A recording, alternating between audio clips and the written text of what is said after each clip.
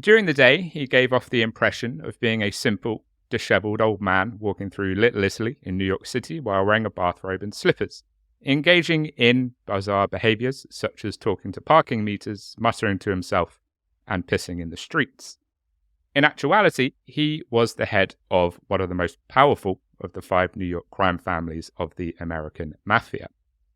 From his humble beginnings in the Lower East Side of New York to his rise to power in the mob, we discuss the life and crimes of, at one time, arguably the most powerful mob boss in the entire country, Vincent the Chin Gigante.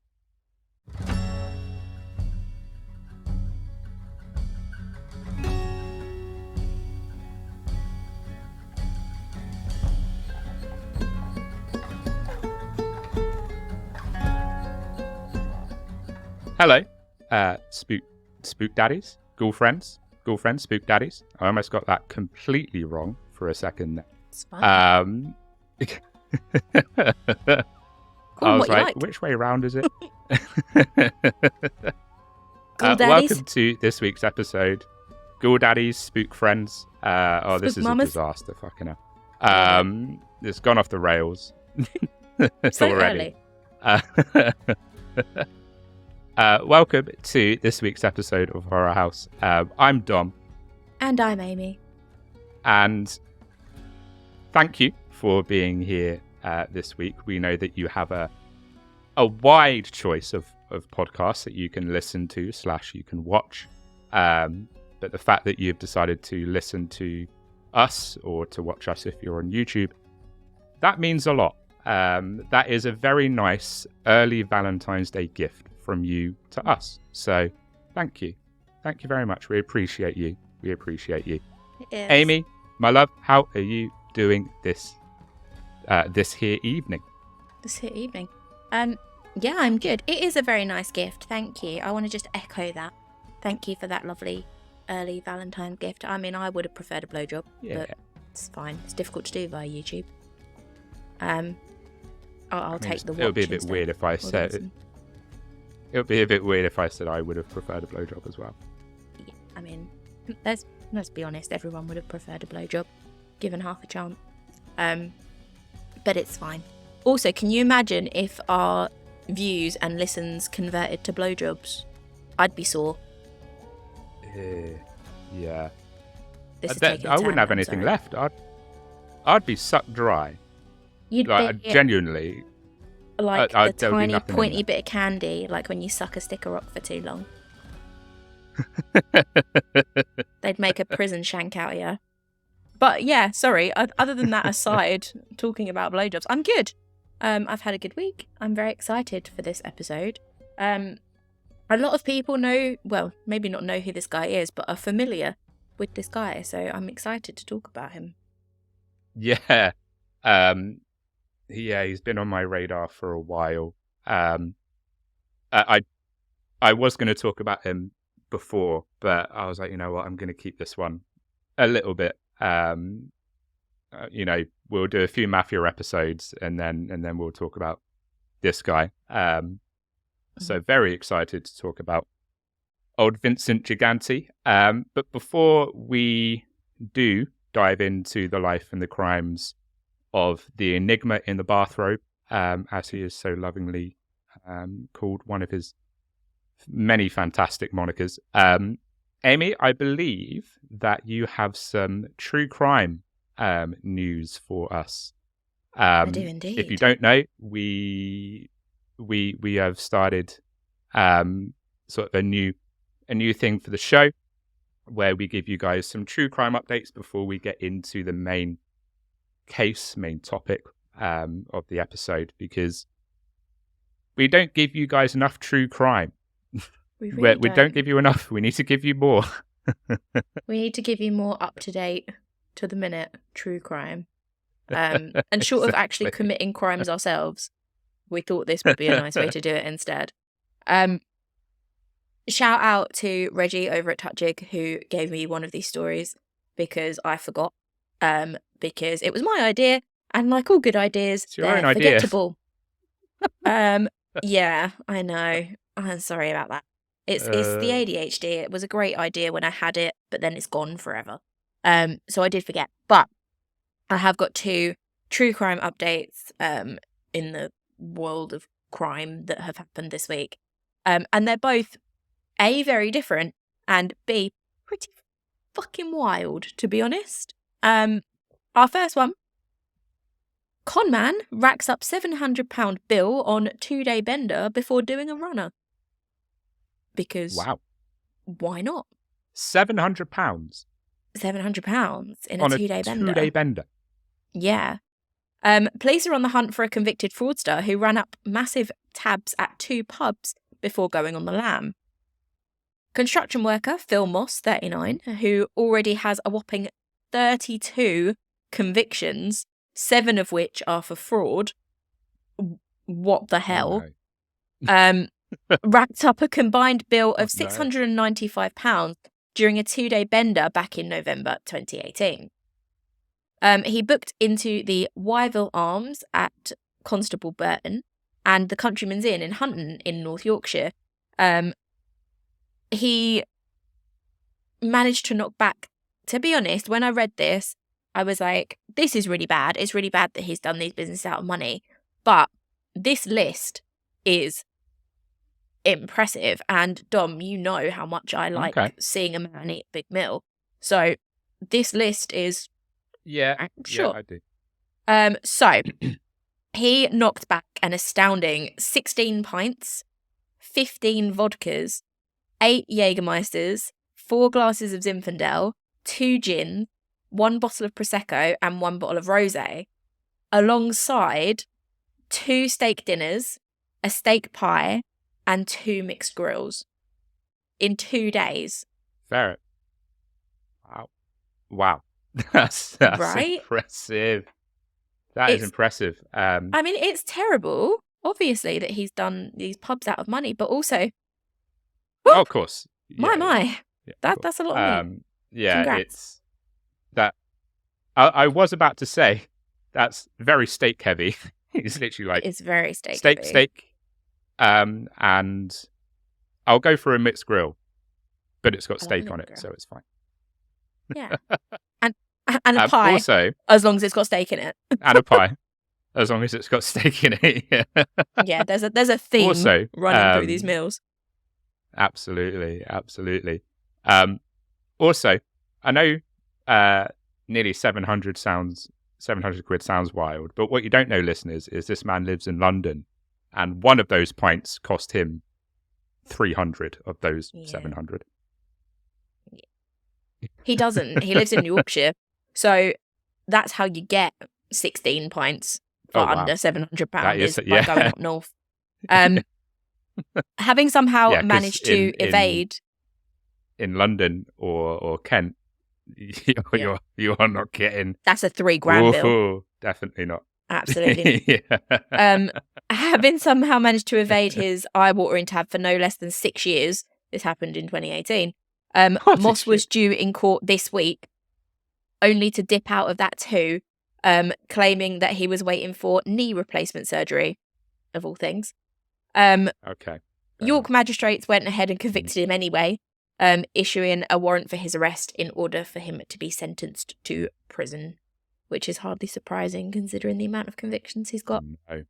So that is our North Yorkshire con man. Elsewhere... So I don't know why I put my hands up. Like I hand up. I don't know why you put your hands up either, but go ahead, please, caller. I just really don't know.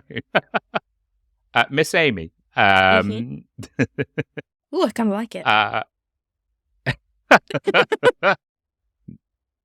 Miss Amy. No. Okay, no. Actually, no. Maybe one more time. My question now. Maybe one more time. Miss Amy. I've completely forgot my question now. I've gone all warm. I could totally forgot what I was going to say. Don't worry about it. Oh, fuck. What was I going to say? Genuinely, it's escaped my brain. Was it something about the price of pints? No. How many convictions for fraud did you say he had? So, 32 convictions total, 7 for fraud, not including this one. Okay. It's a lot, isn't it? once you've got, like, I don't know, your fourth fraud conviction, you should probably start to think, maybe I'm not very good at I'm not very fraud. good at fraud. Maybe Yeah. I should try something else. Although 32 convictions, maybe I'm not very good at crime. Yeah, I was about to say, Go maybe legit. maybe it's just, Go just straight not a edge. very You'll good be okay. criminal in general. Yeah, just give it up. It's clearly not for you. No. Our second story comes from elsewhere in the world. Sorry, I'm just composing myself before I say this headline. Okay. Mum shares bed with husband's corpse for 4 years and tells kids to, What? quote, keep mouths shut. Sorry, I probably should have given you more warning. But yeah. I couldn't think of two more different news stories, true crime news stories than that. Yeah, Wowza. but we're going with it. We're going with it. The woman named Svetlana, who was 50, kept her spouse Vladimir's corpse in their bed and warned her children not to tell anyone or they'd be sent to an orphanage. Vladimir, 49, died under mysterious circumstances in their large detached house 4 years ago. Mysterious circumstances. According to... mysterious. Wife definitely killed him. Yeah. I think the wife killed him. Oh, Tank's upset about it. In a report by rg.ru, which I think is a Russian website, quote, the woman wrapped the body of her deceased husband in a blanket and took him to her room. She then told her children who witnessed the family drama to keep quiet, threatening them with the orphanage. Social workers discovered the mummified father when they visited to check in on the family, which included 2 girls aged 17, 8, and twin boys aged 11. On previous visits, they hadn't noticed the mummified remains. Did they not smell it? I mean, I think if they're mummified, I'm guessing she had some sort of process. She'd maybe treated those the body. Maybe. Those tree air fresheners that you put in your car? She just had a fuck ton of those. She just stuffed a load of them into him. Was like, we need to. This bitch stinks. We've got a tiny it's tree. Fine.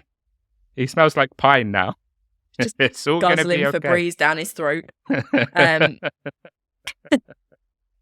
Dear. A source told a local newspaper that Svetlana had performed, quote, ritual ceremonies with the mummified remains in the family's 6-bedroom house.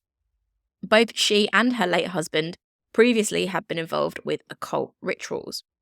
An Egyptian cross was discovered at the feet of the mummified remains in a house in, oh my god, that's the longest place name I've ever seen, Starovskaya? Yeah, we'll go with it. Right.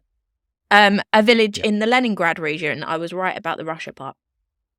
The house was filled with various occult items like tarot cards, amulets, skulls, and numerous images of Anubis, the ancient Egyptian god of the dead. They probably don't want to come to my house. Not that there's a mummified man here, but that basically is a description of my living room. There is a mummified man there, people. She's just saying that. Yeah, that's wild.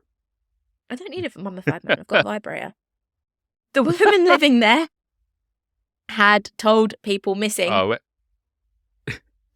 we're not. This brings back memories of when, for some reason, we got onto a whole tangent about what's in your drawer. Oh, yeah. It's still the same. The woman living there had told people her missing husband was receiving extended medical treatment in Tibet. Svetlana has been detained and is currently undergoing psychiatric tests as investigators work on the bizarre case. Yeah, I think there yeah. might be something just a tad wrong with Svetlana. There might be something there. The thing is, though, something's not quite right. I mean, obviously, this is in Russia and not in the UK or the US, but I'm not 100% certain she's done anything wrong.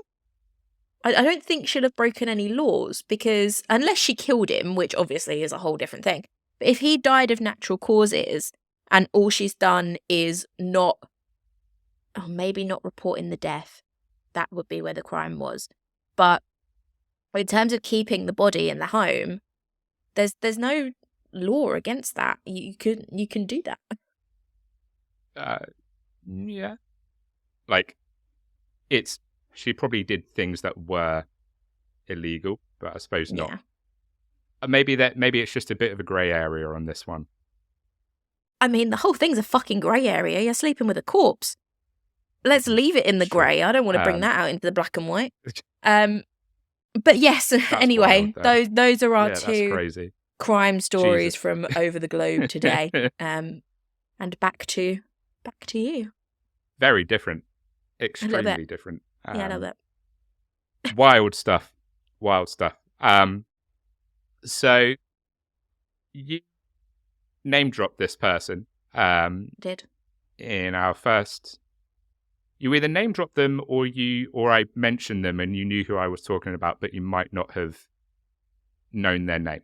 But when I was like, he walked the streets in his bathrobe, you were like, oh, I know of that person. I can't remember now. It was a long time ago. me neither. Although you saying that I name dropped them makes it sound like I know them. I don't. But yes, Vincent Gigante, the one-time boss of the Genovese crime family. Let's get into the life and the crimes of Vincent the Chin Gigante. Are you ready, Amy, to dive in? As ready as I'll ever be. So, Vincent Gigante was born in New York City on March the 29th, 1928, and he would spend the majority of his adult life in Greenwich Village. His mother, Yolanda, was a seamstress, and his father, Salvatore, was a watchmaker, and both had emigrated from Naples. Gigante was the youngest of 5 children.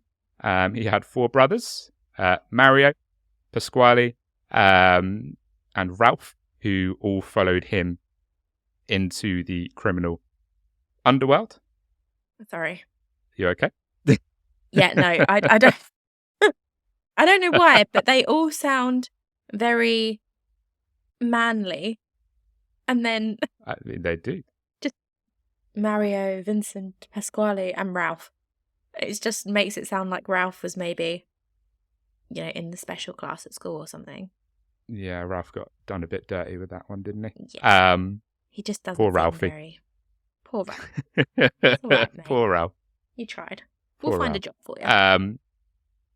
So yeah, they all followed him into the mob life. He also had a brother, Louis, who chose a very, very different path to his brothers and would become a city councilman and a Catholic priest. At Saint Athanasius Church in the South Bronx. I think I completely fucked that up, but he became a Catholic priest. Yeah, I mean, that's the takeaway here. How does that even come about? Like, all of your brothers are like, yeah, I'm joining the mob, and then Louis was like, no, I'm going to be a priest. I guess I've got 2 very different answers, so I'm going to give you them both. The first one is sometimes God just calls you and you have to become a priest. And the other one is maybe he just really liked young boys. Hopefully it's the first answer. Let's hope it's the first one. Yeah. Although, probably the second. So, his brother Louis would state that his nickname, the Chin, stemmed from their mother affectionately calling him Cinzenzo, I believe, or Cinzino, as a boy, which is derived from the name Vincenzo, the Italian form of Vincent. I think I completely butchered part of that, and I do apologise, any Italian Nothing listeners. to do with his chin. How upsetting. I mean, he did have a pretty prominent chin. It wasn't massive, but it was there. I mean, I guess if people are calling you the chin, people are going to look at your chin. So, yeah. Yeah. A diligent student, Gigante went to a Catholic school. However, he had a rebellious streak. Shocker. The mob boss liked to rebel against authority. And he would often get into trouble. Eventually, Gigante would drop out of high school at 16 to start a career as a boxer. So with the chin as a nickname, I suppose that's just a natural progression, really. Indeed. But it seems like this is a thing, because Nicky Scarfo was a boxer very early on. So I don't know if it's a prerequisite to becoming a mob boss, as you have to be a boxer at some point in your life. It's probably just like a tough guy thing, isn't it? Oh, you're a tough guy. Probably. Huh? You know? You Probably, have to be relatively able to handle yourself to be a mob boss. Otherwise, how will anyone be afraid of you? That is true. I had to stop myself going into and I suppose... my mob voice there for a minute, so sorry about that. You did well. I think you should bust it out at some point during the episode, though, but you held that in surprisingly well. Try.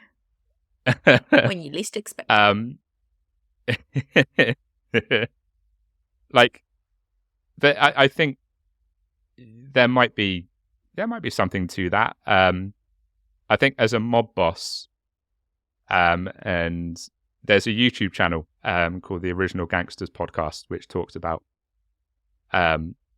mafia sort of news, but is sort of a general organized crimes. They talk about outlaw biker gangs. They talk about the mafia. They talk about various organized crime groups.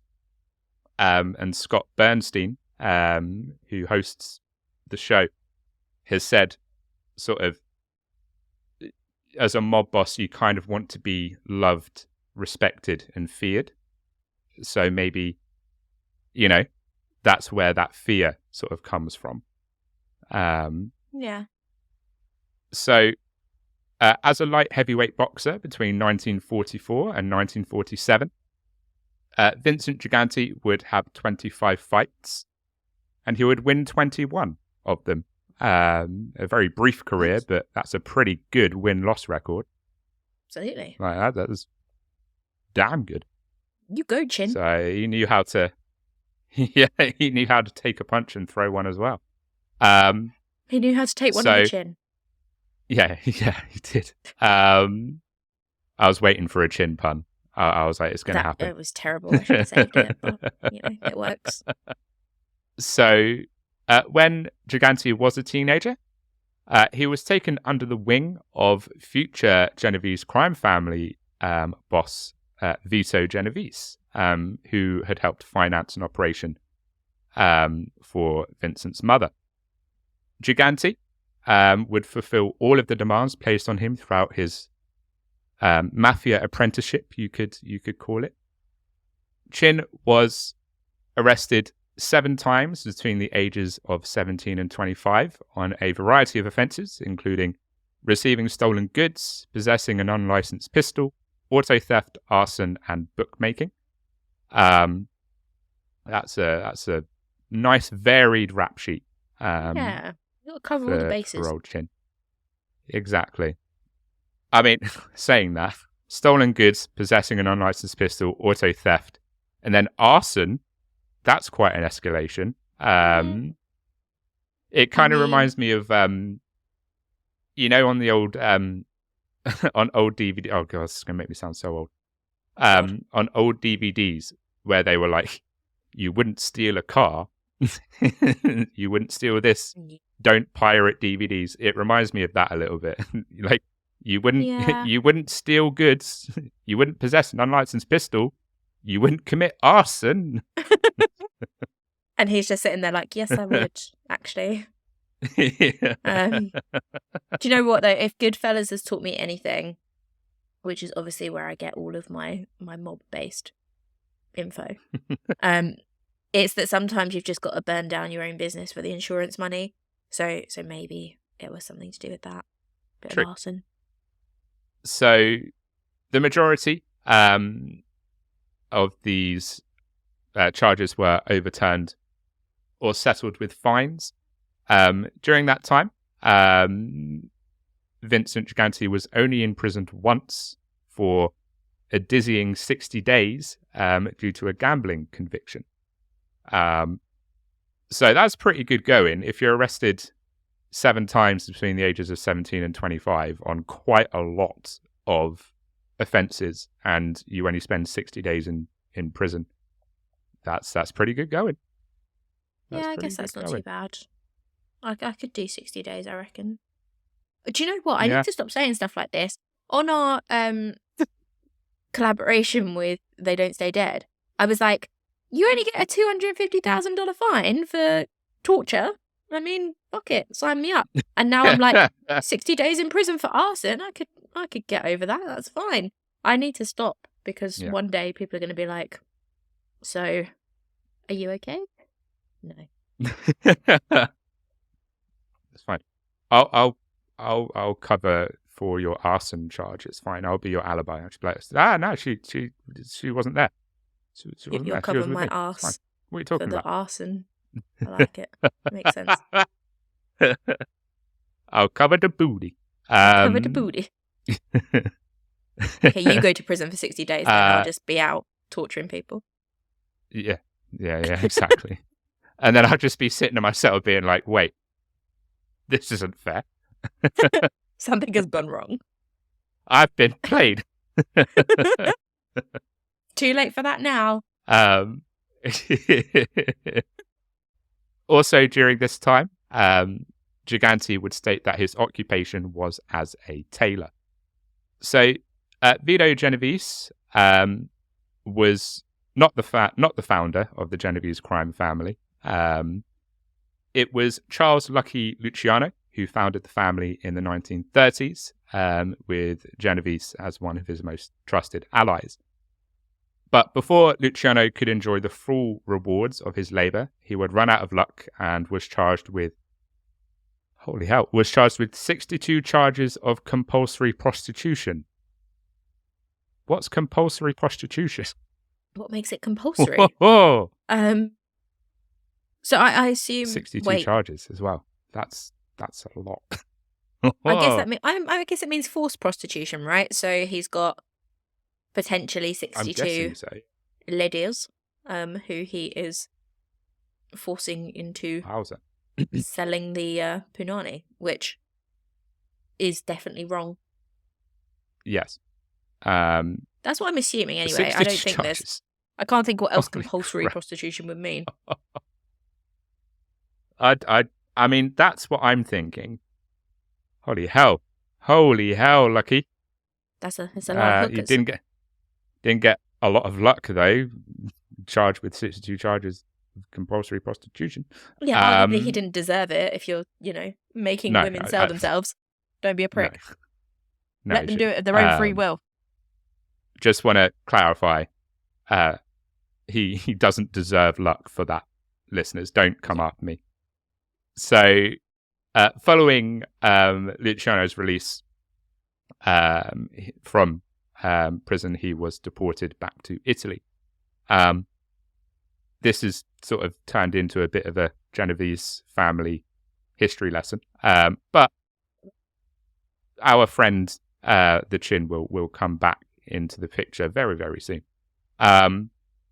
So, obviously, Charles Lucky Luciano was not able to run the family from Italy, so he needed to pick a successor. Naturally, considering the relationship and the friendship that he and Vito had, Vito Genovese would expect that he would be chosen as the new boss of the family. He was like, "Yes, it's my time. Give me that baby. Promotion, Lucky.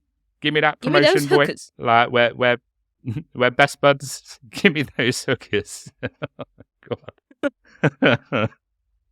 However, that obviously the friendship and the relationship didn't come into the picture when Lucky Luciano was selecting the new boss of the family, because it definitely it wasn't Vito that you chose. It would be Frank Costello chosen to head the family, which Vito Genovese did not take particularly well. I mean, that's probably got a sting a little bit. Yeah. I think if I was sort of in the trenches with with someone, and I would sort of expect for them to be like, yeah, you're going to be the new boss. Yeah. I mean, it's kind of like when you're doing... I guess he never promised it to him. He never said, okay, I'm going to No, he make probably you didn't. the boss if you do this, this, and this. What he was actually doing was just a load of extra work, kissing ass, thinking that he might be in with a chance, and apparently that does not pay off. Moral of the story, don't put in any extra effort unless you're certain you're going to get something out of it. Yeah. Do the absolute minimum at work. Do the bare minimum, just unless you're do the sure bare minimum. You're going to be rewarded.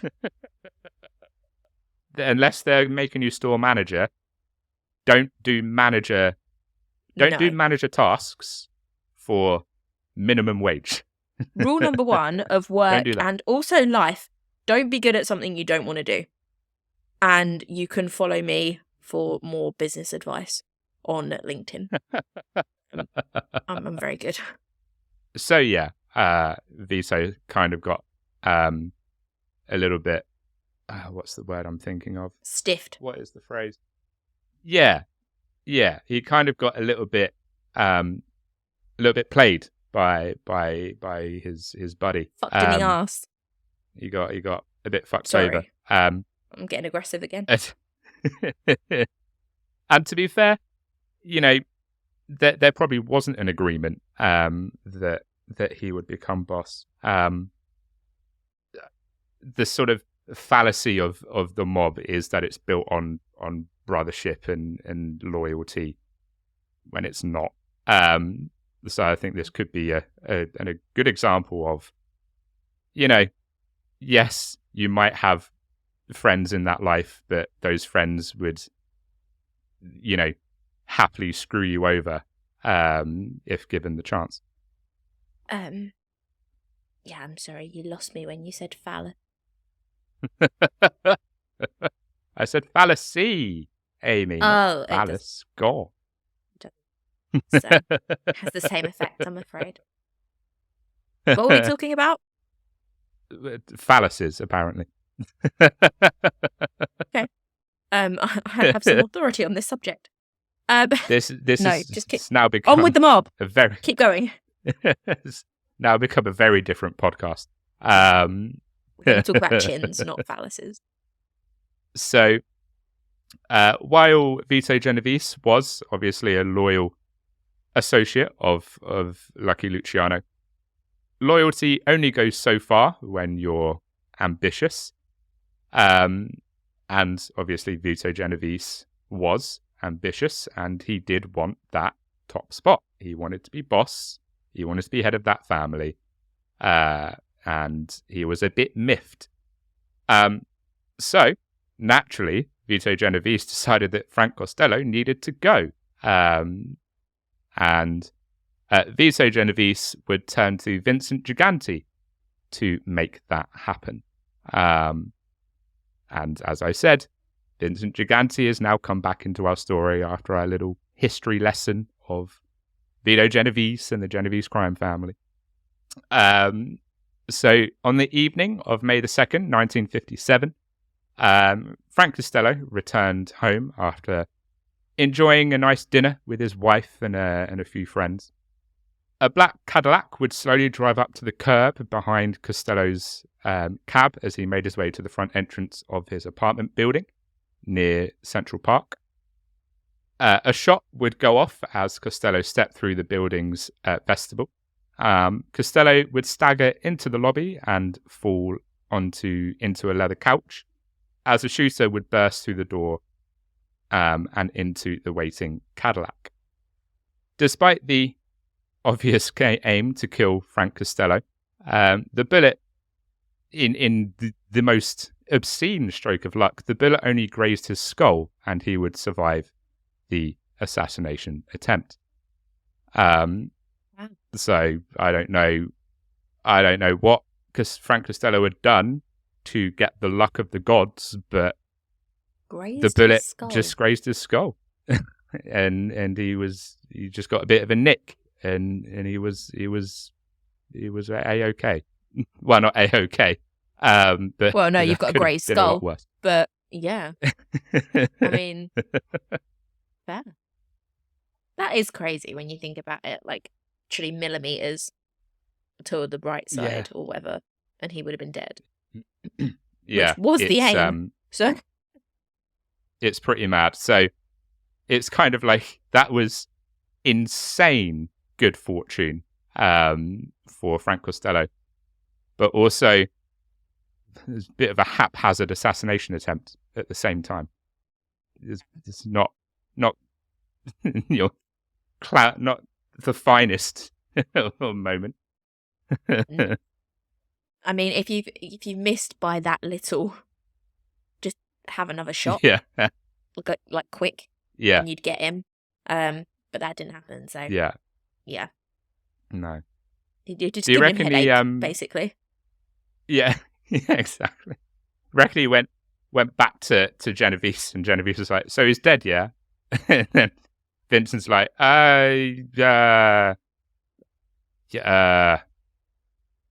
yes. Let me tell you, centimetre to the left, and he would have been. I was close. You know, if we're just doing like a pass-fail grade, then I'm at least 70%. So yeah. So when Costello was questioned by police about the man who had attempted to kill him, he would consistently deny ever getting a clear glimpse of the shooter, and would even deny hearing the gunfire at all. And I hear people ask, why didn't he tell the police? At least, I got shot. You might not have seen who he did it, but why didn't he tell the police? At least I got shot. He's a mob boss, and he knows the code of omerta. And if you don't know what the code of omerta is, it means that you do not talk about the mob. You don't admit that it exists. You don't admit that you're part of it. So I don't think the police were ever going to get anything from that interview. Because snitches get stitches. He's not going to... Yeah, exactly. He's not going to admit... he's loyal to the life, and he's loyal to the code. So the police, unfortunately, didn't really get much from their interview. However, the doorman, he was very talkative and proved a lot more helpful to the police, because he would describe the gunman as a 6-foot-tall man with a stocky build. Don't forget that Vincent Gigante was a boxer, and he did have a bit of a stocky build.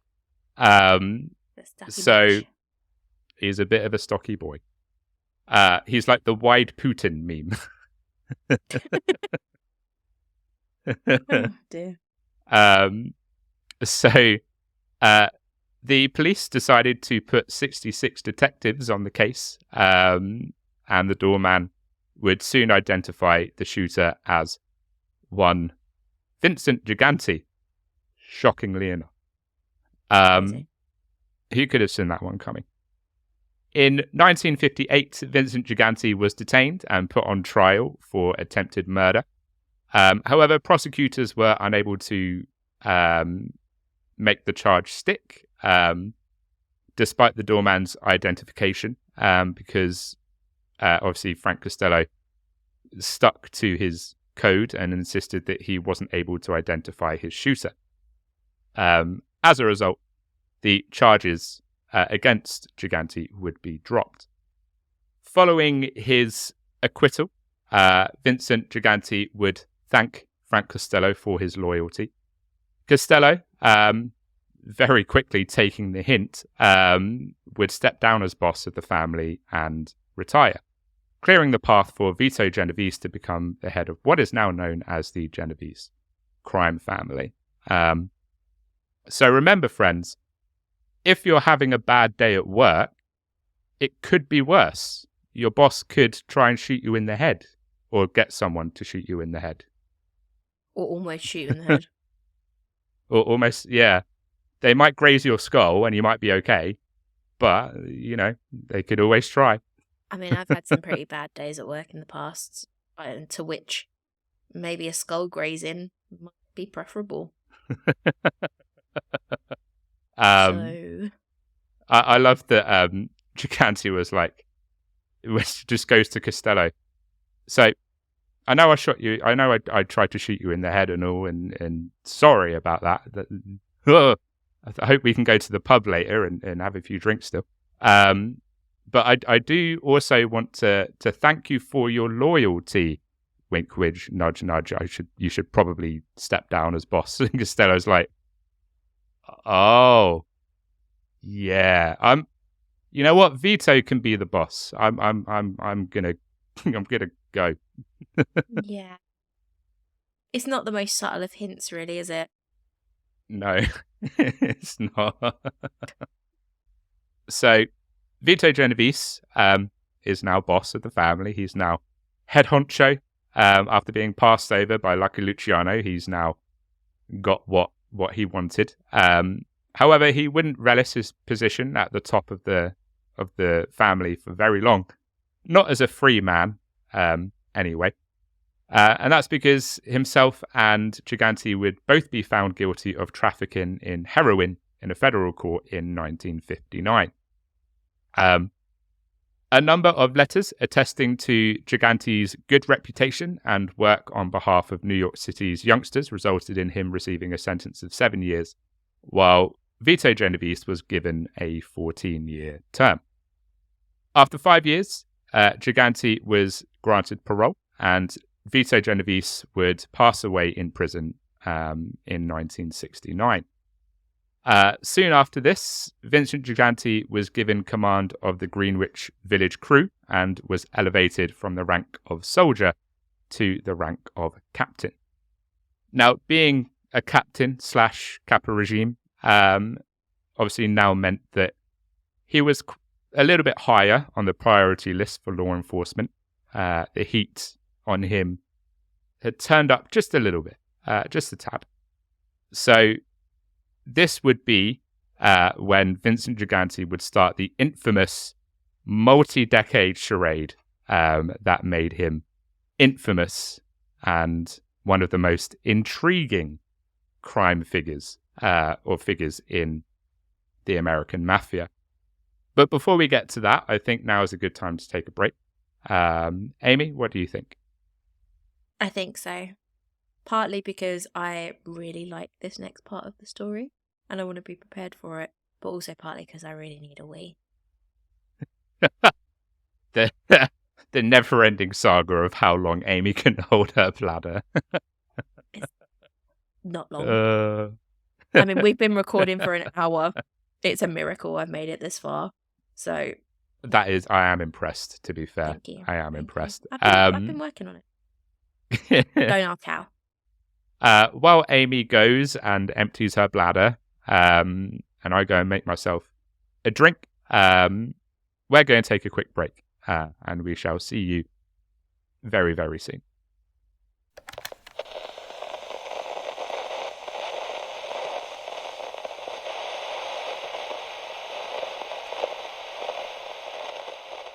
Welcome back, everybody, to this week's episode. We have talked about the early life of Vincent Gigante. We've talked a little bit about the crime family itself, a little bit about Vito Genovese and Frank Costello and Lucky Luciano, and we've covered a few people and done a bit of history as well.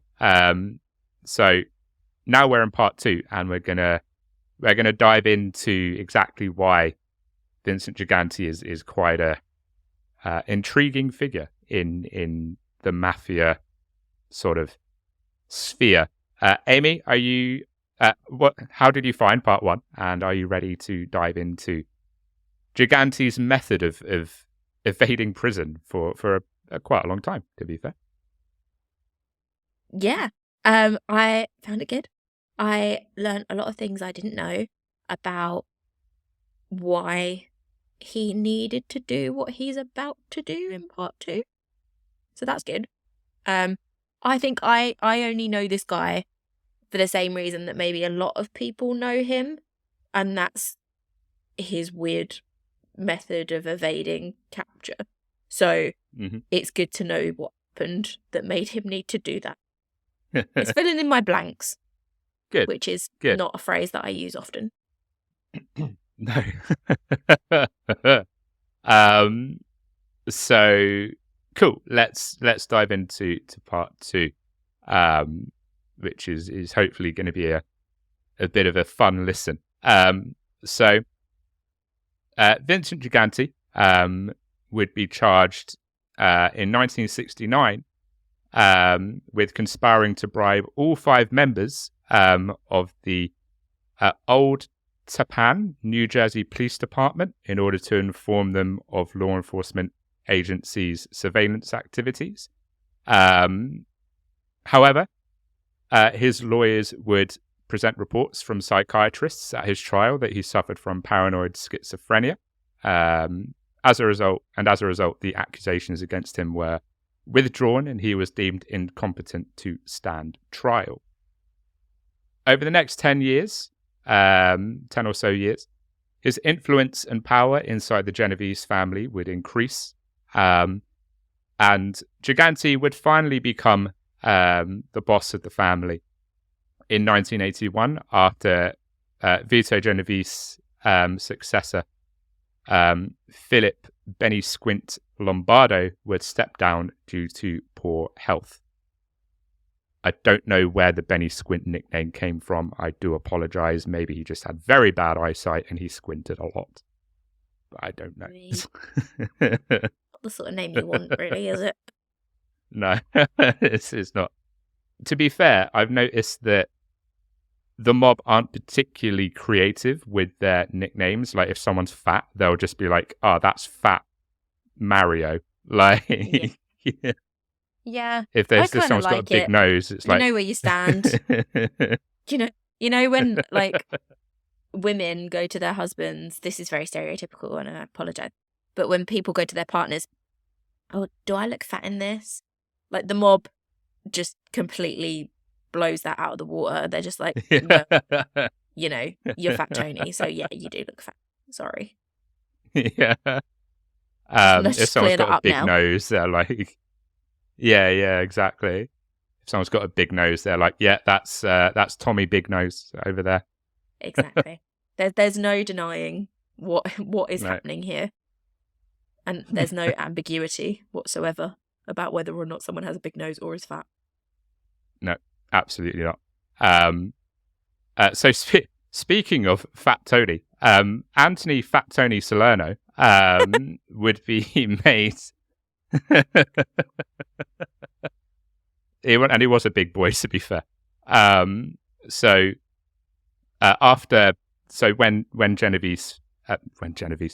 Gigante became head of the family, he would make Fat Tony Salerno the front boss or the street boss of the family in order to sort of insulate Gigante and to sort of confuse law enforcement as to who's the boss, and confuse the other families, to be fair. He was the front the Genovese family he was the front bum. Yes, yeah. I'm bringing that up. I remember that. You thought I'd forgotten. He was the front bum.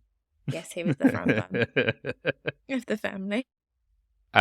So other families do this, but the Genovese family have quite a, I want to say tradition, I don't know if that's the right word, but they like to sort of put in front bosses who sort of run the day to day, and obviously it's a way for the actual boss of the family, less chance of them going to prison.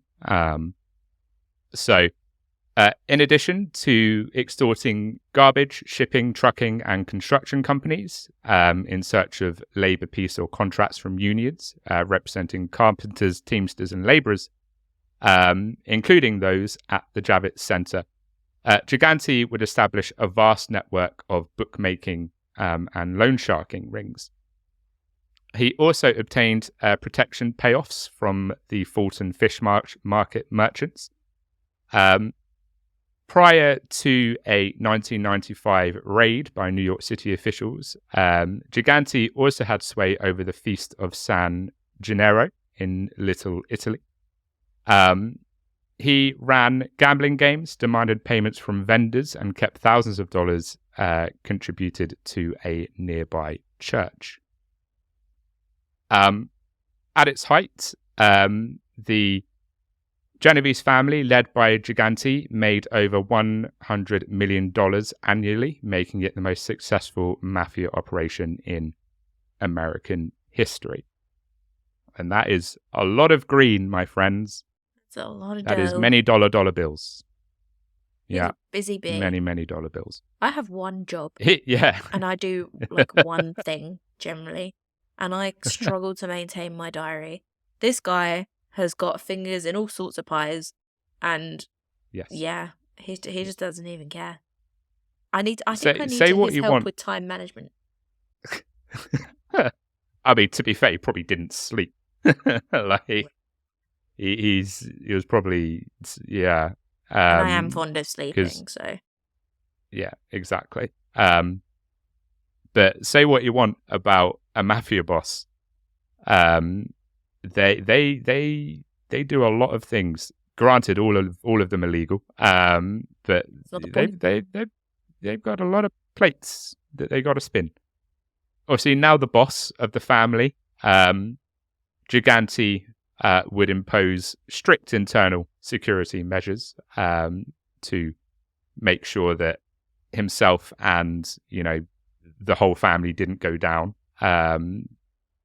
Gigante was reclusive and almost impossible to capture on wiretaps, speaking softly, eschewing the phone, and even at times whistling into the receiver.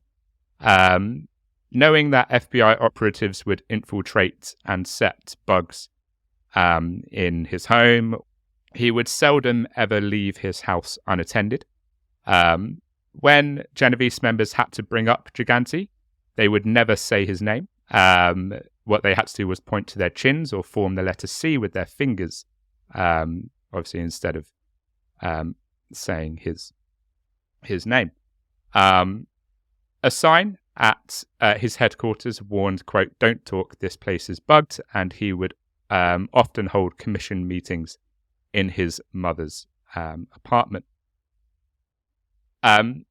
In a interview with Jimmy Calandra in 2022, Gigante's daughter, Rita, would say that when he would have meetings in her grandmother's house, Gigante would always have the TV and radio on.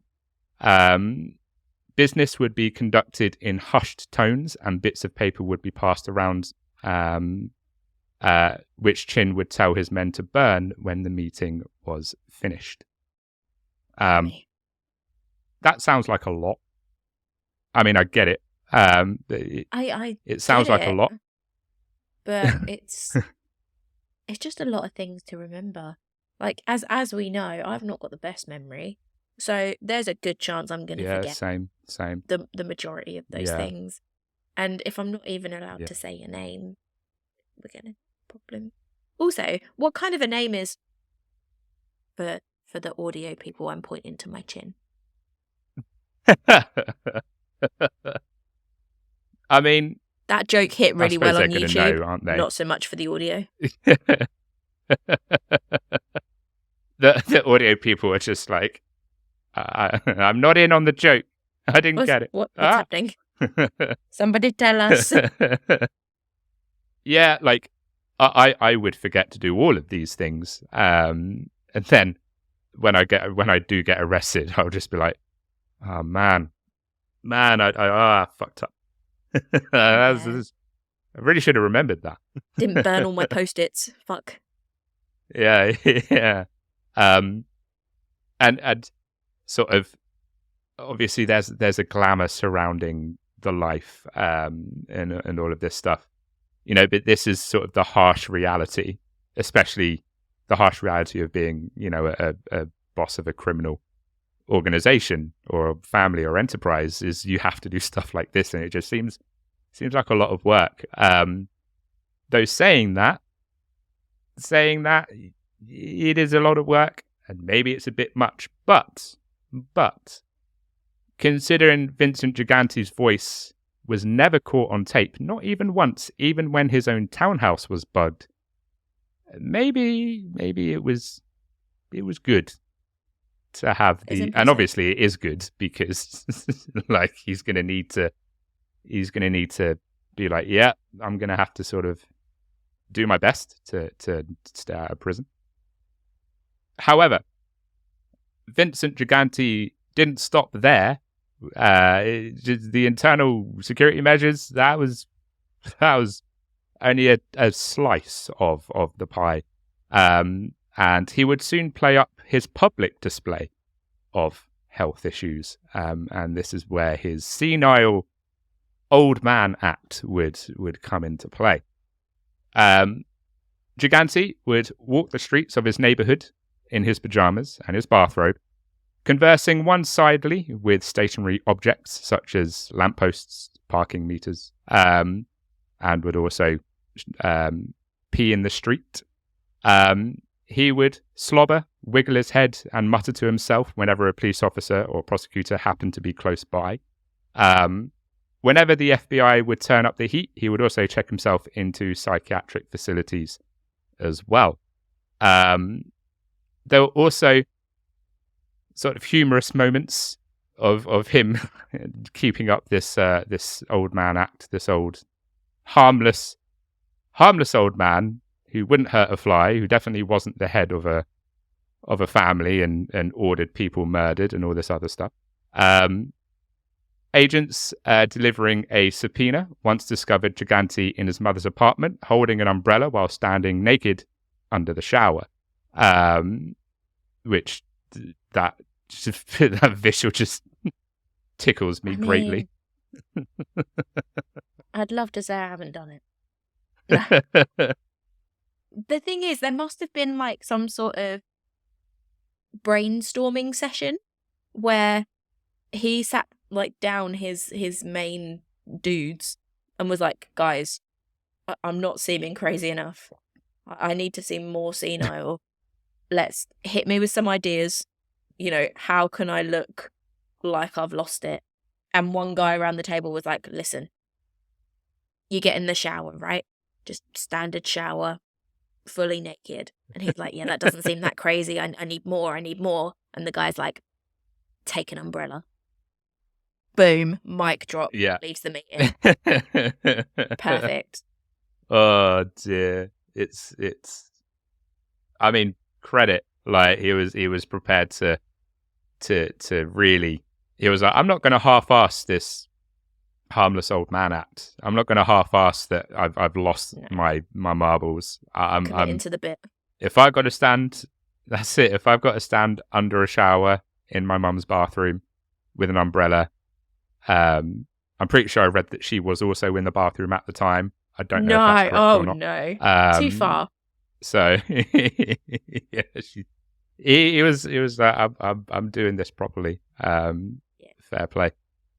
It's also worth noting that there is surveillance photos of Gigante conducting, mafia business in his bathrobe, very lucid. So I think the authorities were probably very aware that this was a ruse, but obviously they had no proof, because nobody had become informant yet. Nobody had, started to cooperate.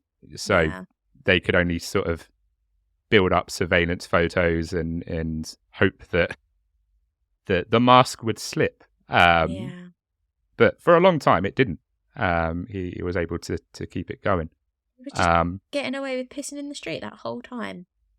If I'd have known that was all it took. Yeah.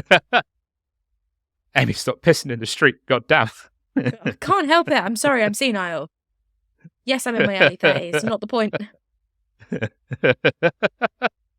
The stress of life has made me lose my marbles very, very, very early on. Sometimes when you gotta go. I've legitimately pissed in the streets of London when I've needed to. And having the excuse of being senile to do that would be, not bad. I'd be happy about it. Yeah. Not being senile, obviously. Do you reckon having an excuse? Yeah. Do you reckon that's the only reason why he even did this old man act? This old man lost his mind because he was like, I just want to be able to piss in the street. I don't think it was the only reason, but I think it was probably an added bonus when he realised he could do it. When he was like, hey, if I just piss in the street, it feeds into the whole act. Like, it's kind of okay. No, true. Maybe I could also do a little poo. Who knows? I thought the authorities are just like, no, that's too far. No, too far. We pissing in the We're street. Taking you in. No. Just like only Al Capone got caught for tax evasion. Vincent Gigante got caught for shitting in the street. So, in addition to him being discovered in his mother's apartment holding an umbrella under the shower, there was also an occasion where, when realizing that agents were observing him, he just collapsed on the sidewalk and started praying. Fair enough. Cool. Praying for what? Toilet paper? Yeah. It's got nothing to wipe. God damn.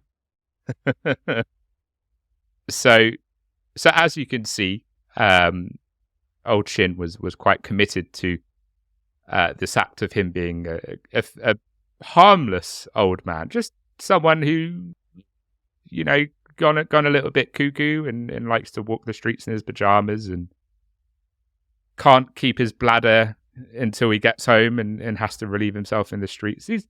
He's not a mafia don. No, don't be silly. No chance. And you might ask, was it really necessary to go to such lengths to stay out of prison? Well, yes, because it worked for nearly 30 years. And to be fair, to keep up that act for 30 years probably means that there is just a little bit of crazy in there. Just a little sprinkling. Just a little bit. Little sprinkling of cray. Just a little tad. So yeah, it worked for a while. And even when the commission trial would send the top brass of 4 of the 5 families to prison, Gigante would manage to stay a free man. And that's because the front boss, Tony Salerno, who people wrongly assumed to be the boss of the family, would be the one to go to jail, and Gigante would get away with that, and he would stay a free man. And Gigante was sitting there probably laughing a little bit, just being like, got away with that one. It's all about it. Yeah. However, Gigante's act of insanity would finally be put to the test in 1990. Bear in mind that he started this act in 1969, so it's only been put into the test in 1990. So he was able to drag this out for quite a while. Yeah. 4 of the 5 New York crime families, including the Genovese family, would rig bids for 75%, or roughly $142 million, of the $191 million in window contracts that the New York City Housing Authority granted between 1978 and 1990. For every window installed, installation businesses had to pay unions between $1 and $2. So, mafia control the unions. They're getting a pretty penny from that old scheme. Gigante and other members of the criminal families were charged on May the 30th, 1990 for their involvement in said window installation scheme. When Gigante showed up for his arraignment, wearing his pajamas and his bathrobe, his defense team claimed that he was mentally and physically incapable, which led to a 7-year legal struggle over Gigante's competency to stand trial. I love the fact that he went to his trial in pajamas and bathrobe. He was like, I'm committing to the bit. I'm even going to my trial in my PJs and my bathrobe. Yeah. That was probably the bad thing, because that's too committed. Like, someone else would have dressed you. Someone else would have been like, oh, he's got to go to court. You know, we need to make sure he's not in fucking pajamas. So the fact that he's still in them is probably more of a sign that it's not quite what he's making it out to be. Also, just change your pajamas. You could be. Ugh. Yeah, I hope he's not been wearing the same ones this entire time. For 20 He's got like a rotation going of Can you imagine absolute armpit funk after all that time? I know. That's why no one arrested him, because Vincenzo. they couldn't bear the stench. Yeah. Vincenzo, just at least change your pajamas. Look how crusty these pajamas are. Yeah, you are right, like, my friend. Are you even washing them? Like, come on. Let's put these in the machine. Just pop on your suit for a little while. So, these charges for the involvement in the window installation scheme were followed up in 1993 with an indictment that charged Gigante with ordering the murders of several other mobsters, as well as a conspiracy to commit murder in 3 other cases. One of these included ordering a hit against John Gotti in 1986, who became boss of the Gambino crime family after he had the previous family boss, Paul Castellano, killed in 1985. And why, you ask, would Vincent Gigante order a hit against John Gotti, who wasn't boss at the time? And that's because this hit was not sanctioned by the commission. And as we've said before, you need to get approval on that shit, especially if you're not a boss. Yeah. Defectors from the Genovese family and other mafia organizations who joined the government's witness protection program would provide the majority of the evidence used in both indictments. Sammy the Bull Gravano, he's not a bull. That's not where that nickname came from. The former underboss of the Gambino crime family, and Alphonse Darko, the former acting boss of the Lucchese crime family, would testify at sanity hearings in March 1996 that Gigante was lucid during meetings with top mafia figures, and that he had admitted to other gangsters that this eccentric behavior was nothing but a ruse. Gigante's attorneys produced studies and testimonies from psychiatrists and psychologists saying that Gigante had multiple hospitalizations for treatment of hallucinations between 1969 and 1995, and that he had, quote, dementia rooted in organic brain damage. But would that be believed by the courts? No, it would not. Partly because the underboss and the former acting boss of 2 other families were like, yeah, this man is definitely not insane. He's fine. He's fine. he is good. And obviously, Gigante probably would have had dealings with both of those people while conducting mafia business. So Judge Eugene H. Nickerson of the Federal District Court in Brooklyn would decide in August 1996 that Gigante was mentally capable of facing trial for counts of murder and racketeering. The judge concluded that Gigante had, at least up until 1991, used his family's, so his actual family, not his criminal family, assistance in a quite elaborate deception to mislead psychiatrists about his illness. That's a ride or die family right there. My goodness me. Do you reckon they were like giving him slaps on the wrist when he appeared sane? When he's like, maybe. Oh, I'm just going to pop to the shop. We've run out of milk. They're like, for fuck's sake. No, we haven't. You think that milk comes from trees and, you know, just stop being so sane. It's like I'm just popping to the shops to get some milk, and like he goes out in just like his normal clothes, and they're like, "Fuck, he's left his pajamas." Shit, his pajamas. They're like throwing them at him down the street. Oh dear.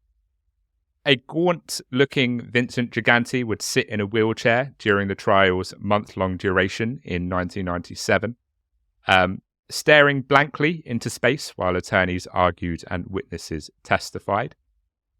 On July the 25th, 1997, the jury would find him guilty after 3 days of deliberation on counts of leading multi-million-dollar rackets as the head of the Genovese family, and of making an unsuccessful attempt to kill John Gotti and a Genovese family informant in the late 1980s. Judge Jack B. Weinstein of the Federal District Court in Brooklyn would hand Gigante a sentence of 12 years instead of the maximum of 27. And while 12 years doesn't sound like a lot considering the crimes, he did have to pay a fine of $1.25 million. Oh! Whoa. I mean, that's not a small amount of money, is it? That's quite a lot. No. Holy damn. God damn. I mean, granted, he was probably worth a lot anyway, and the family was probably raking in a lot of money, but still, 1.25 mil is a hefty chunk of change. Yeah. We've not all just got that sitting in the bank, have we? So no. As much as I would love 1.25 mil in my bank. Yeah. That would be very probably, nice. If I had that much money in the bank, I'd probably still be doing this. Because that's how much I love it. Because we do it for the love of the podcast, not because maybe one day we can make money. Exactly. We do it for the love of... I was going to say for the love of crime, but that doesn't come across the way that I want it to. Oh, God. Someone's going to clip that. Probably. Oh, well. It'll be fine. It'll be fine. While in prison, Gigante would continue to be the head of the Genovese family, with other members of the family handling the day-to-day operations. Gigante would relay orders to the family through his son, Andrew, who obviously became part of that life and who visited him in prison. You may think that he's now in prison. Maybe he's like, yeah, I should probably drop the act because, I mean, I'm in prison. Like, I don't. What use is it of me to act insane? Pretty pointless now. But Gigante would maintain this lie that he was senile and harmless and crazy until April 2003. So he started it in 1969, and he still maintained it until April 2003. Maybe it was just really hard to get out of. You know, like once you've committed to a bit for that long, maybe it's just really hard to... This is why I don't do accents on the podcast anymore, because once I get into them, I can't get out. So maybe it's a similar thing. Do you reckon he was like, I've acted crazy for so long. I think I've become crazy. It's a self-fulfilling prophecy, isn't it? Like, you live long enough to see yourself become the villain. That's exactly what he did. Yeah, exactly. So yes, he continued to maintain the lie that he was insane until, as I said, April 2003. when he entered a guilty plea to obstruction of justice in a federal district court in Brooklyn. As a result of this, his prison sentence would be extended by 3 years as part of a plea agreement that he would take. However, he wouldn't live to see the full 3 years of that extension, as on December the 19th, 2005, Vincent Gigante, or one of my favourite monikers, Vincent the Enigma in the Bathrobe Gigante, Vincent the Robe Gigante, Vincent the Crazy Don Gigante, whatever you want to call him, would pass away in prison at the young age of 77, bringing an end to a multi-decade run as one of the most powerful, and later, because all the other bosses got sent to prison, the most powerful mobster in America. And that is our case on Vincent Gigante. Amy, thoughts, feelings? What do you think of old Chin? I admire the commitment to the bit. Yeah. I really do. But also, I find it really just incredible, to be honest, that someone with a reputation like that, someone that was that powerful, making that much money, did all of it under the guise of being senile and basically wearing a bathrobe the entire time. Like, the next time I'm in a Zoom call at work and my colleagues are like, Amy, can you please just get dressed?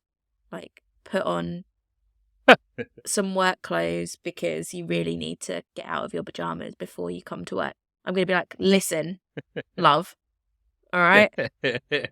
Vincent Gigante ran an entire crime family for 20 odd years in his bathrobe. If he can do it, so can I. You know, I'm not trying to run a crime family here. All I'm trying to do is get through another goddamn Monday. So if I want to do it in my bathrobe, you leave me the fuck to it, all right? That's going to be my line the next time that comes up, and believe me, it will come up again at some point. Nice. So, yeah, nice. It's very impressive. It was one that I don't know many mafia mob stories, as you know. You're the our resident mob expert, but he was one I think I'd heard of before, and I'd heard the story, and I think there's good reason for that, and it's because it's just so. Ironically, it's so crazy that that's what he decided to do. Yeah. It's a hell of a way to convince people that you're just a regular old man who's just an old dude whose cheese has slid off his cracker a little bit, and you're not all there up top.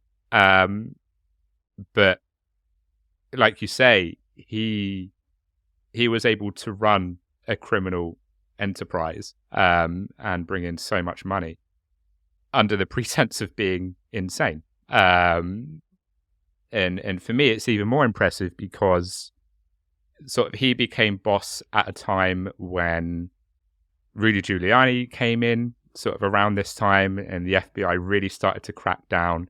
They really started to go after the bosses of the families, which is something that they didn't do before. They would just go after low-level guys.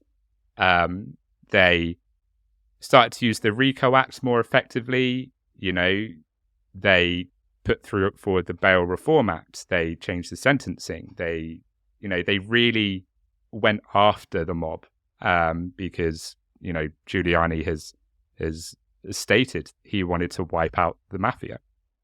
And Gigante managed to hold power at a time when, you know, the mafia was just getting absolutely battered by cases and all of this stuff. So it's quite impressive that he managed to do this during the era that he was in. And obviously he was careful. You know, not only the act of being, you know, senile and crazy, but, you know, he put in all of these internal measures. He was quite old school in his approach, I think. And if you compare it to someone like, I don't know, say John Gotti, for example, he was very loud and proud that he was a gangster, that he was the head of a crime family. He was like, I'm proud to be a gangster. I've always wanted to be a gangster. He would rub it in law enforcement's face that they couldn't get a case to stick. Whereas Gigante had much more of an old school approach of low key as possible, because the mafia at the end of the day is supposed to be a secret society. People aren't supposed to know that it exists. People aren't supposed to know that people are part of it. But yeah, it's like you said, dare I say, it's a crazy story. And it's impressive that he was able to hold power in the era that he did, and, you know, do it in a very unconventional way. But it makes for a pretty fascinating read. Like, I had a whale of a time reading up on this. I thought it was hugely entertaining, and hopefully it's been entertaining to listen to for you, Amy, to listen to for the people listening to the audio, and obviously watching on YouTube as well. With that being said, Amy, would you like to see us out for this week? I know this has been one of my longer episodes, so I do apologise. It's all good. We all know how much you love the mob doll. I do. Although if you start acting senile, I'm going to be a bit suspicious. Damn. Thank you. There goes my crazy act. Thank you so much for joining us. We always appreciate the fact that there are so many podcasts out there and you're here with us. If you like what we do and you would like to support us, there are a million free ways to do so. You can follow us on social media, horrorhouse_pod on Instagram and most other social medias. You can follow us on your podcast app of choice. You can leave a review, leave a like, leave a comment, share it among your friends and among your enemies and among whoever you like, really. Spread the word and get people listening to us. We appreciate that. If you want to reach out to us and recommend a case that you've heard of that you think it would be fun for us to cover, please do. It's always nice to get your ideas and your input. If you want to support us financially, you can do so. You can use the Buy Me a Coffee link to drop us a few squidlies for a bit of extra caffeine, because God knows we need it. Yeah. And if you can't do any of that, absolutely none of it at all, then just make sure you come back next week and listen again. That's all we can really ask for. Until then, have an incredible week. Don't do any crime. And if you do crime, don't get caught. But always stay safe. Yeah. If you do crime, wear a bathrobe while you do it. You might just get away with it. Stay very, very spooky. You lovely, lovely people.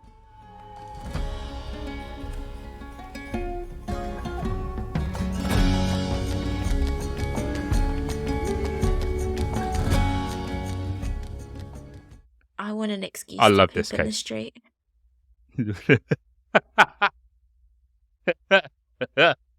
Become head of a crime family. Yeah, and go senile. act like you're a crazy person. Go senile, and you're fine. You can shit in any street you like. Wherever I want. Yeah. That's ultimately the dream, isn't it? Yeah. But then, no, I wouldn't be able to, because I haven't got the time management skills to be a mob boss. I've literally got 3 calendars and I don't use any of them. I could just imagine, like, you're like, I'm not in this for the money. I'm not in this for the power. Not in this for the fame. I'm in this because I can shit in any street I want. Amen to that, sister.